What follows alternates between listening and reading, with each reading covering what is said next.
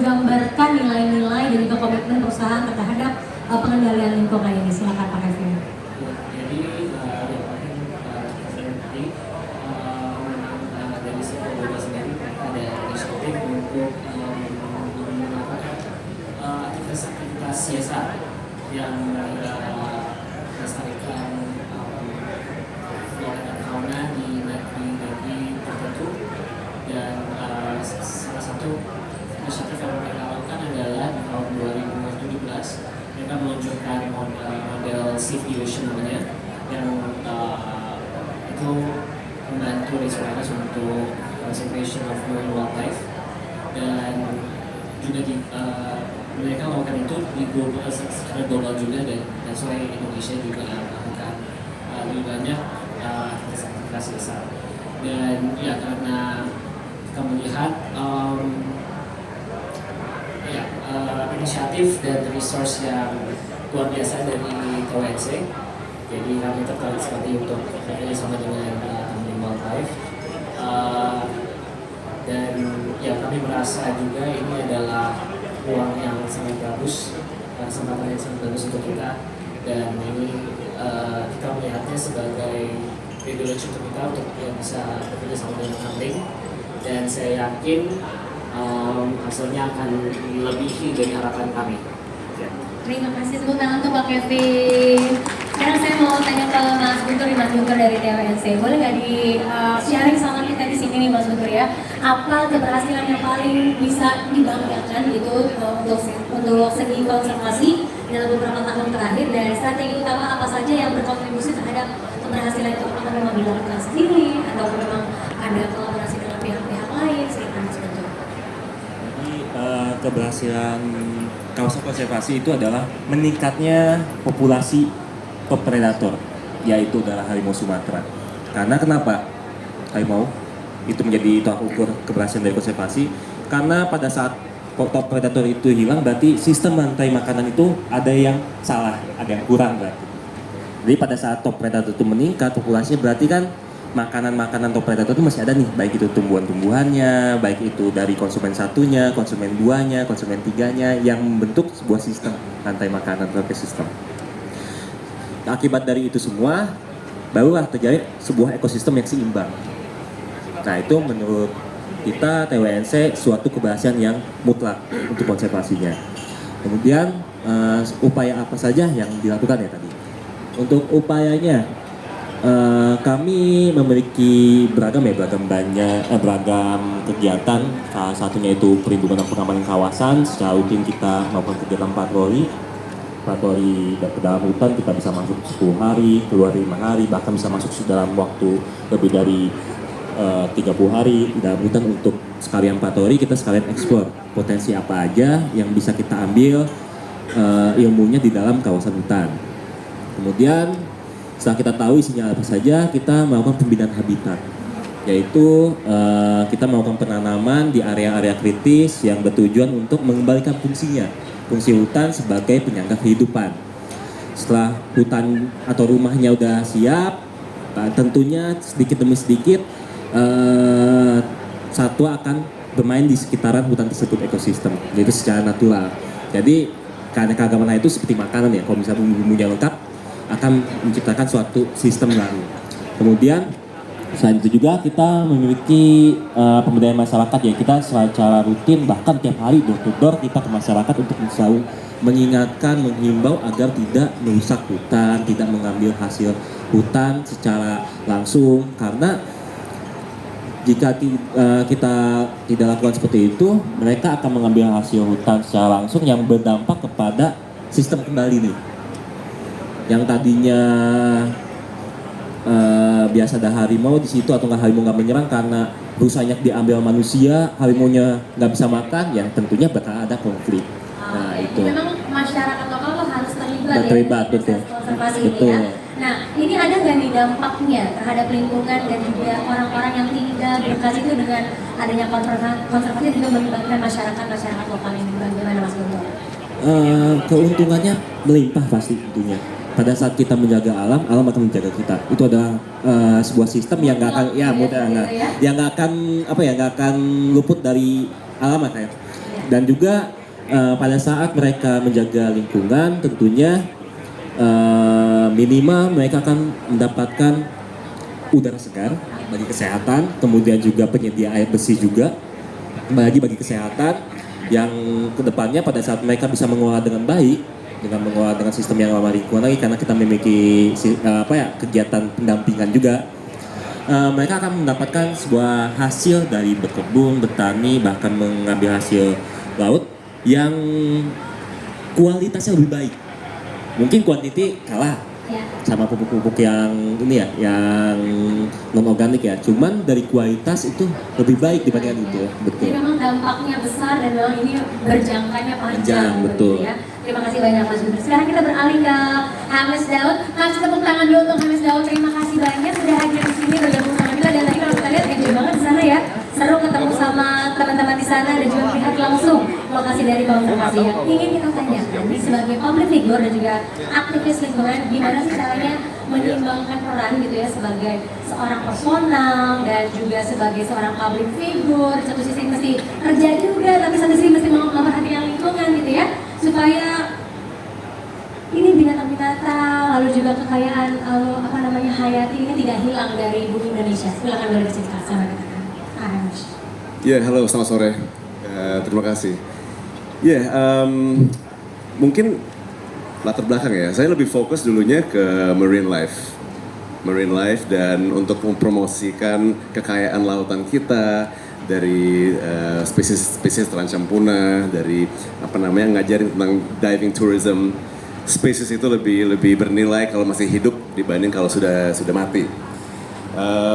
Nah, untuk tumbling ini saya dapat kesempatan untuk ke situ. Ini pertama kali saya terlibat di terrestrial atau daratan. Langsung ya, Iya. langsung di daratan. Sebenarnya saya udah lama sekali pengen ke tumbling karena saya pengen belajar. Jadi ada kesempatannya tepuk tangan dong ya, pas banget nih ya. Pengen lihat kerja kerasnya untuk konservasi yang saya dengar ya. Saya pengen banget ke situ dan terlibat dan coba cari angle untuk bisa ngebantu juga di situ. Oke, ada satu kegiatan ya sebelum ke tumbling ya, yang tadi kan bilang katanya biasanya tuh kemarin gitu ya, yang pernah dilakukan yang berdampak besar akhirnya bisa dilihat nyata saat ini.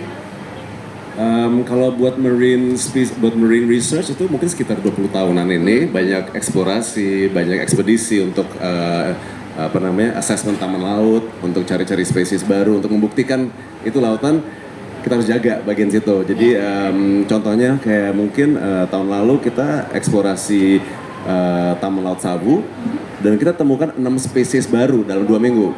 Dalam waktu 2 minggu ya, Iya. tepuk tangan dulu Bapak Ibu sekalian. Jadi memang ini tidak menutup kemungkinan nantinya kita akan temukan juga spesies-spesies baru di taman-taman konservasi yang memang sudah saat ini digalakan dan juga sudah dilakukan konservasi ya, begitu ya Mas Hamis ya. Ya, betul, itu juga setiap kali kita ke lapangan kita juga data driven, bukan cuma lihat dan udah itu aja, kita harus daftarin apa yang kita lihat. Jadi ada informasi Ada yang catatannya pengasihannya betul. Jadi sangat penting untuk data driven kalau di konservasi. Sip, kalau begitu. Nah, ini sudah ada 4 narasumber kita di sini. Sekarang saya kasih kesempatan kepada rekan-rekan media dan juga seluruh tamu undangan yang hadir untuk bisa bertanya kepada Mas Guntur, Mas Kevin, Mas Satiawan dan juga Hamis Daud. Silakan boleh angkat tangannya, sebutkan namanya dan juga dari mana. Kami buka kesempatan, silakan rekan-rekan media. Berkaitan dengan produk terbaru yang kita launching ya, kita fokus ke situ. Ini jam tangan edisi yang ketiga, spesial di Indonesia Limited Edition, bekerja sama dengan PWNJ. Silakan, ada peran nih Mas Kevin. Kan banyak ya, Indonesia tuh punya binatang-binatang yang lainnya gitu. Pertama kan kita kemarin merah putih ya, edisi pertama. Edisi keduanya kita ambil komodo, itu jam tangannya keren banget. Sudah pernah lihat atau belum? Jam tangannya belum. Oh, jam tangannya belum ya, nanti lihat jam tangannya itu kece banget ya. Dan sekarang hadir nih Harimau Sumatera. Kenapa dipilih Harimau Sumatera Mas Kevin? Ya, jadi ya pas sesi brainstorming kami dengan Seiko di Jepang, kami mau memilih karena yang unik untuk Indonesia ya. Dan ya salah satu cerita yang paling terhighlight pas kami brainstorming itu adalah Sumatera Tiger. Karena mungkin tadi Pak Harus sudah cerita juga, ya dulunya ada 3 spesies harimau yang native-nya dari Indonesia, which is Javan Tiger, Balinese Tiger, dan juga Sumatera Tiger. Dan unfortunately, in the present time hanya Sumatra Tiger yang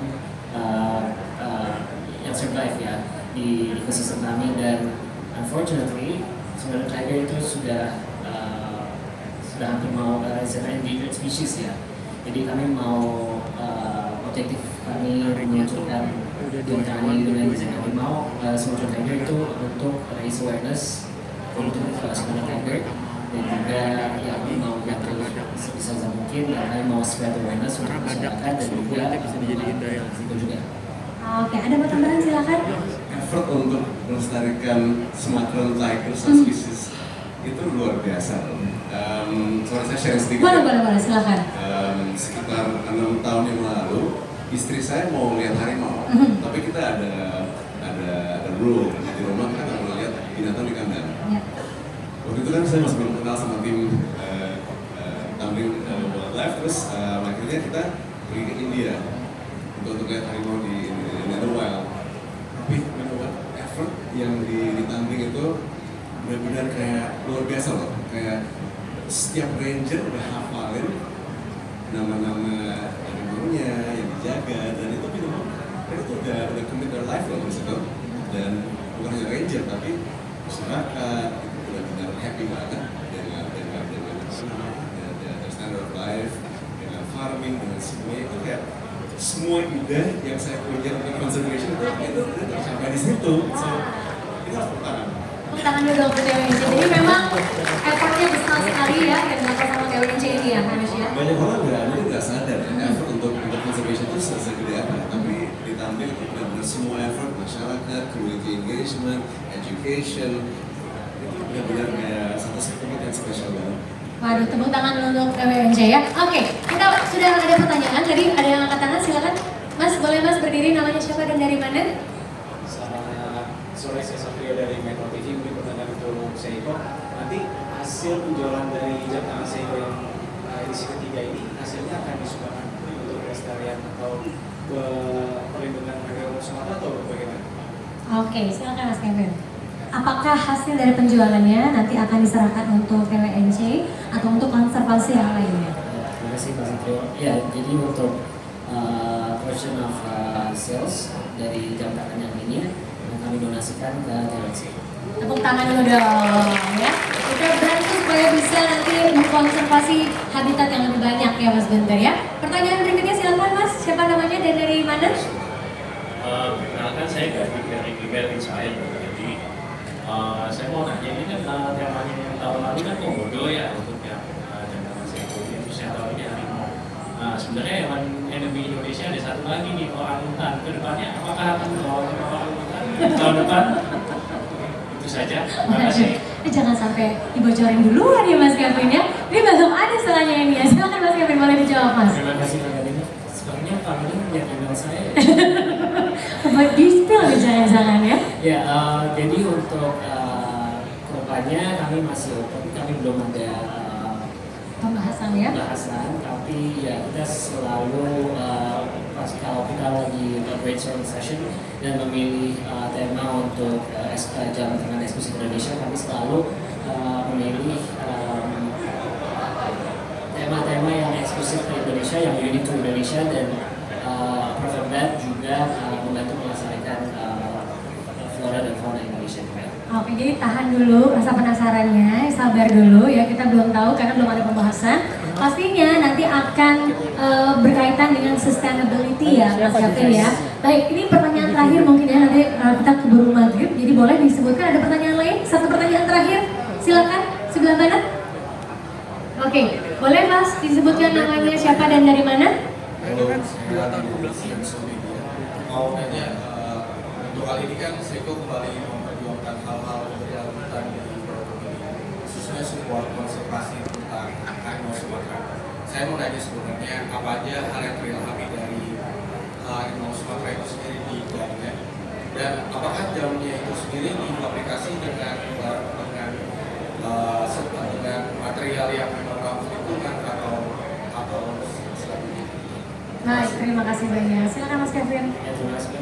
Ya, untuk desain itu kami terinspirasi dari Sumatera Tiger, dan tentunya untuk material dari jam tangan dan juga boxnya itu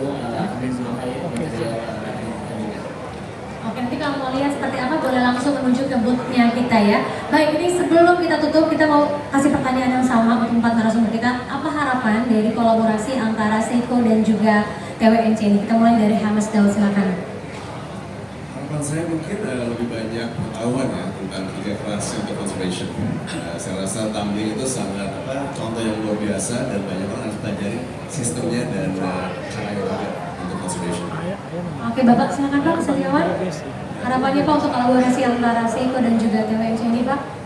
Terima kasih. Jadi harapan saya dengan adanya kerjasama antara Seiko dengan TWNC tentu dengan keberadaan jam tangan yang tidak terpisah dengan orang yang memakai di jam tangan kita ada motif kulit harimau sehingga ikatan emosional antara harimau dengan manusia itu makin menguat seperti jam tangan yang tidak terlepas dari tangannya dengan emosional bonding yang lebih kuat. Ini semoga partisipasi dan juga keinginan baik untuk bersama memelihara dan melestarikan harimau Sumatera menjadi makin kuat dan menjadi gerakan di lingkungan masyarakat. Terima kasih, itu Pak Satyawan yang filosofi yang bagus. Mas Guntur, silakan Mas Guntur. Harapannya Mas? Mungkin untuk dari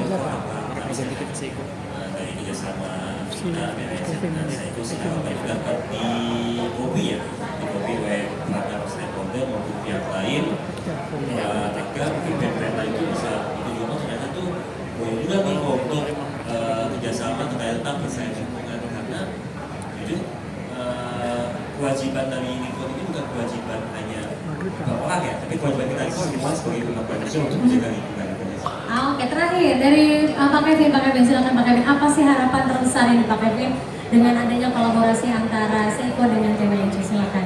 Harapan saya itu untuk raise awareness untuk pelestarian bukan hanya harimau Sumatera ya, tapi ya sebenarnya banyak sekali ekosistem yang di Indonesia mana yang sebenarnya sudah endangered.